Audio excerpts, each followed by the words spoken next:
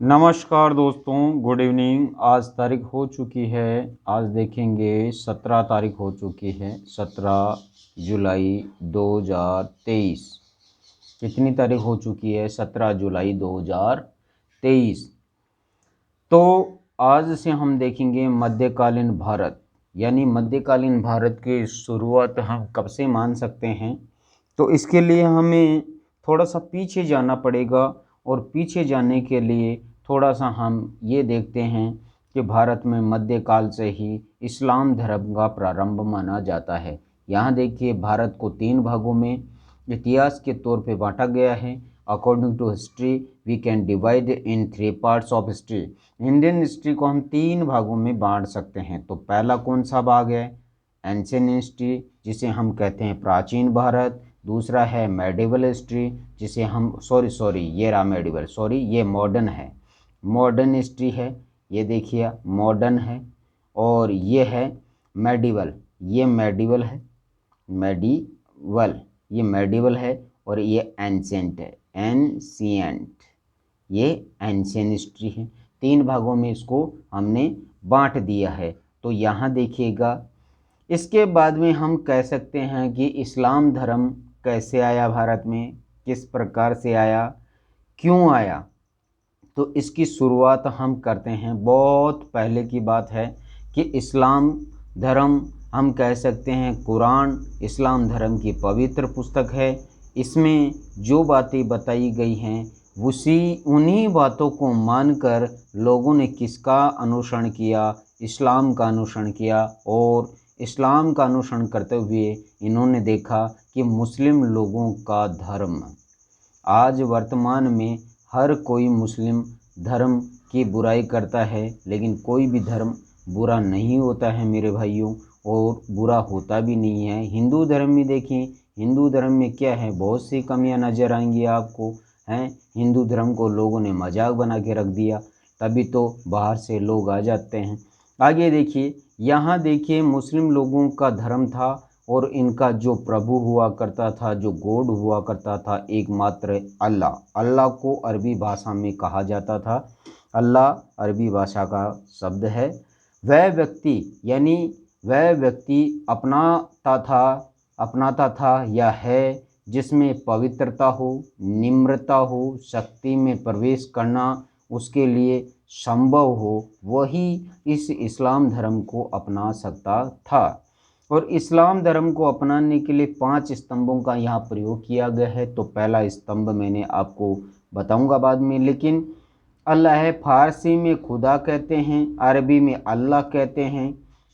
यहाँ पर मूर्ति पूजा करना सख्त मना है, यानी यहाँ पर मूर्ति पूजा नहीं की जाती है। आप भी देखिए, अल्लाह की मज़ारों पर, मस्जिदों पर, यहाँ पर केवल कव्वालियाँ गाई जाती हैं अल्लाह को खुश करने के लिए। इसी के साथ अपन देखें तो इस्लाम धर्म के 5 स्तंभ बताए गए हैं। वो पांचों स्तंभ कौन से हैं, मैं यहाँ आपको बताने जा रहा हूँ। तो आप देखिएगा, पहला है कलमा।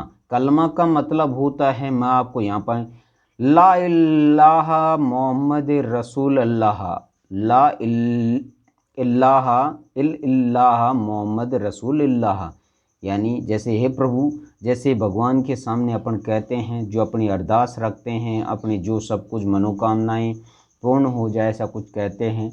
5 बार कलमा का मतलब समझ गए हैं कि अल्लाह का नाम लेना, ला इल्लाह मोहम्मद रसूल अल्लाह।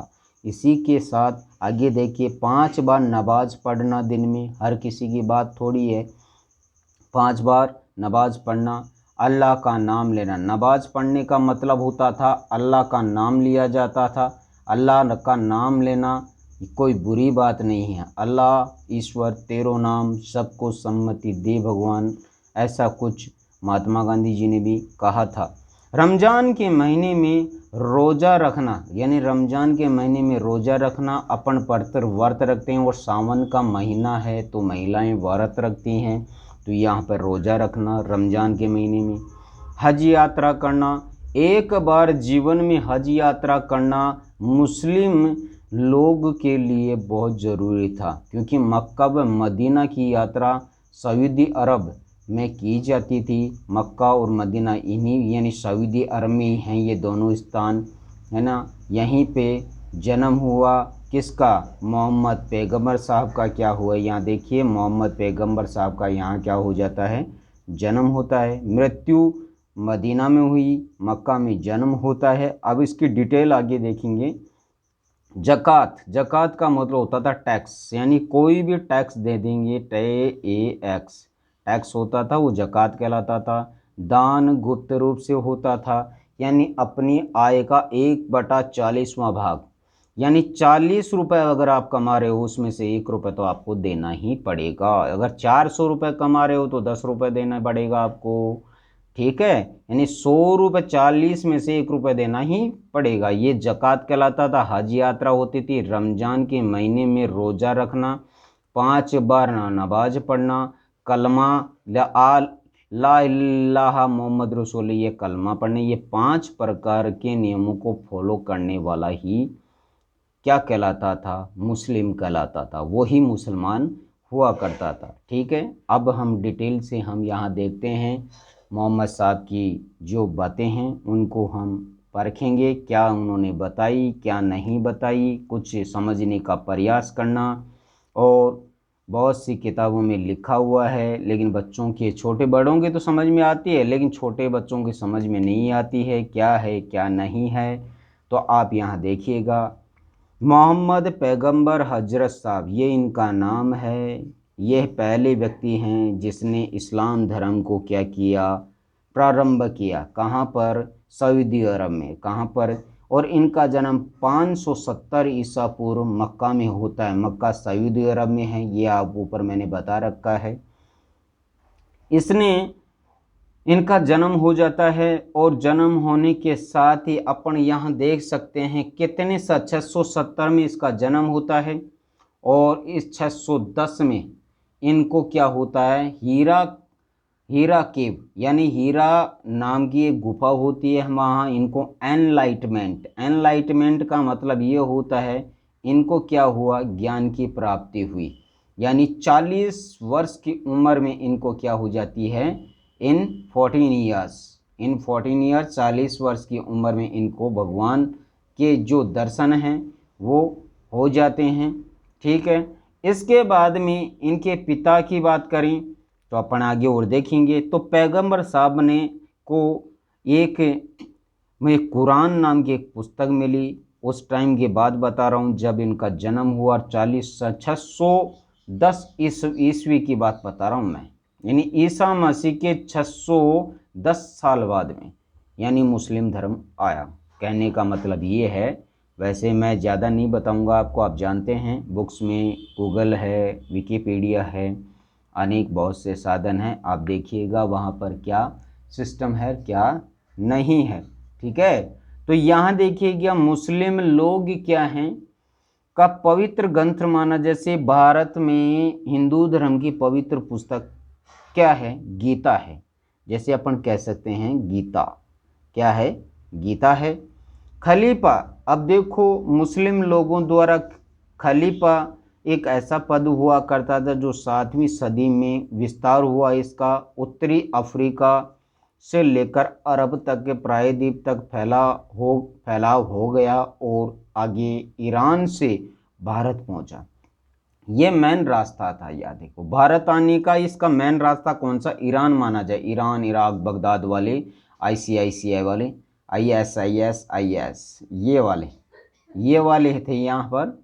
सिकंदर का आक्रमण भी यहीं से होता है। सिकंदर का जो आक्रमण है 325 ईसा पूर्व। सिकंदर कौन था, अलेक्जेंडर के नाम से जाना था, विश्व विजेता था।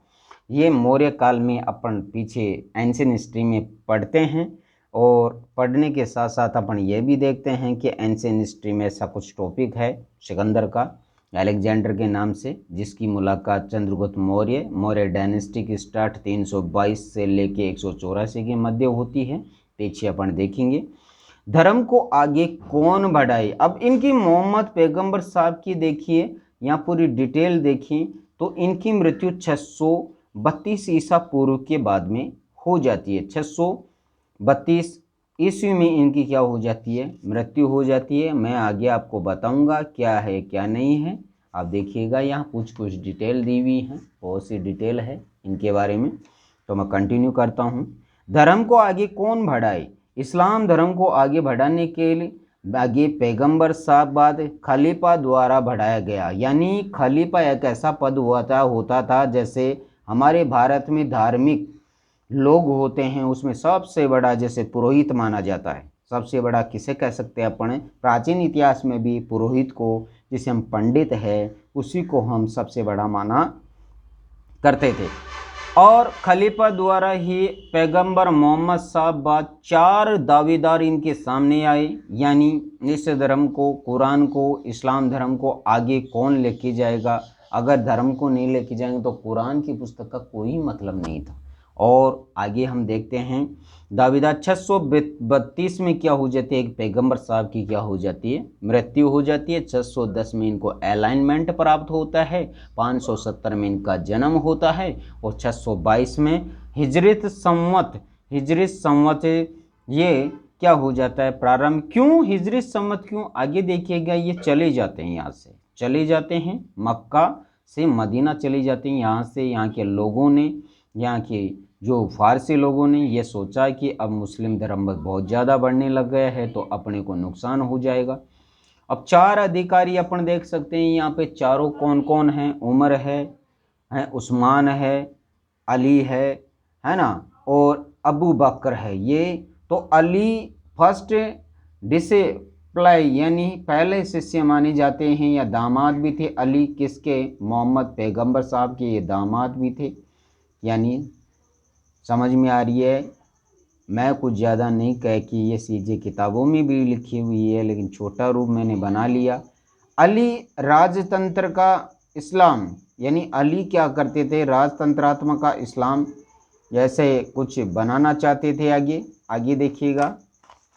इसके बाद में अपन ये देखें तो आगे की कहानी यहाँ से पढ़ेंगे।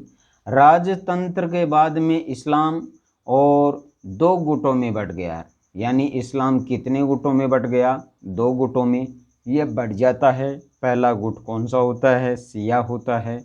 दूसरा गुट सुन्नी होता है। ये 2 गुटों में मुस्लिम धर्म क्या हो गया? बट गया। और खलीफा जो पद हुआ करता था, इन दोनों के शिया वाले जो इन्हें सुनी सुनाई बातों पर विश्वास किया करते थे उसको शिया कहते हैं। जो कट्टर हुआ करते थे उसे अबू बकर वाले, वो सुन्नी कहलाते हैं। ये एक दूसरे की यहाँ पर लड़ाई चलती रहती है। और आज 2023 हो चुका है, आज 2023 हो चुका है, तब तक भी ये लड़ाई चल रही है। ठीक है, ये सुन्नी वाले शिया को मारने पे तुले रहते हैं। आगे देखिए, 15% शिया वाले थे और 85% सुन्नी वाले थे। लोग थे ये मानने वाले कि हम तो अबू बकर को मानेंगे 85 वाले और अली को मानेंगे 15% वाले। इसके बाद में अब कहानी आगे ये बढ़ रही है कि ये जो इन दोनों के बीच में जो लड़ाई है वो किस प्रकार स्टार्ट होती है, किस प्रकार से आगे लड़ाई चलती है। तो हुसैन नाम का एक नाती हुआ करता था, अली का पुत्र था, और अगला राजा यही बनने वाला था, अगला अधिकारी कह सकते हैं इस्लाम में। हुसैन की हत्या अब्बासी बगदादी मुहर्रम, यानी यहाँ पर बगदादी था अब्बासी, इस अब्बासी ने क्या धोखे से बुलाया कि मैं इसको यहाँ भेजिएगा, मैं कुछ इससे पर्सनली बात करना चाहता हूँ, लेकिन इसने इसको क्या कर दिया? मार दिया। इसके बाद में हम कह सकते हैं मुहर्रम है, ये इसी की याद में मनाया जाता है, एक मातम दिवस में है और शिया लोग इसको मनाते हैं।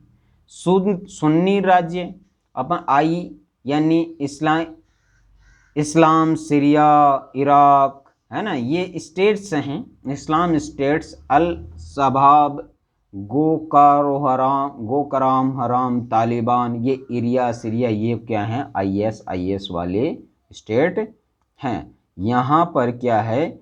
बहुत ही ज़्यादा क्या है? आतंकवाद फैला रहता है। और मैं तो ज़्यादा नहीं कहूँगा, सभी मेरे लिए तो अच्छे हैं। जिहाद क्या होता था? एक धर्म युद्ध है। सुन्नी लोगों द्वारा ऐसा कुछ कहा कि जिहाद ये धर्म, ये जिहाद का नारा भी दिया गया था। आप इतिहास को उठा के देखेंगे तो बाबर था, बाबर ने, अगर हम पीछे का इतिहास उठा के देखें तो ये बहुत आगे का, आगे जिहाद का नारा 1527 में जब खानवा का युद्ध होगा, खानवा का युद्ध होगा, उसमें राणा सांगा जो मेवाड़ का शासक है उसके खिलाफ बाबर ने जिहाद का नारा, ये जिहाद का ऐसा कुछ है। सूफी क्या होते थे? ये सूफी लोग थे।